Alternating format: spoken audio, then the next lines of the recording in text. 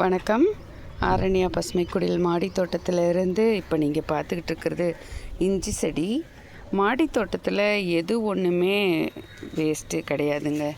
இந்த இஞ்சியிலேருந்து இஞ்சி மட்டும்தான் எடுக்கணும்னு இல்லை, நாங்கள் இந்த இலைகளை இஞ்சி டீ போடுறதுக்காக, அதாவது நம்ம ஒரு டீடாக்ஸ் பானம் மாதிரி அதை நம்ம உபயோகிக்கலாம்.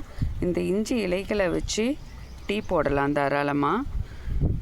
ஒரு 4 இலை அதை கட் பண்ணி போட்டுட்டு, மேற்கொண்டு நீங்கள் ஒரு ஏலக்காயோ ஒரு பட்டையோ, அப்புறம் இறக்கும் பொழுது ஒரு பிஞ்சு மஞ்சள் பொடி, சர்க்கரை வேணும்னா சேர்த்துக்கலாம். அது நாட்டு சர்க்கரையாவோ பனங்கருப்பட்டியாவோ இருக்கலாம்.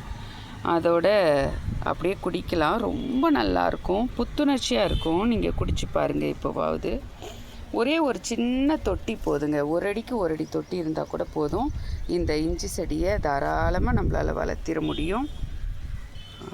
கிழங்கு தான் வேணும்னு கிடையாது, இஞ்சி தான் வேணும்னு கிடையாது. இஞ்சியோட இலைகளும் நல்ல மருத்துவ பயனோட நம்மளுக்கு நல்லதையே கொடுக்கும். தேவைப்படுறவங்க ட்ரை பண்ணி பாருங்கள். நன்றி.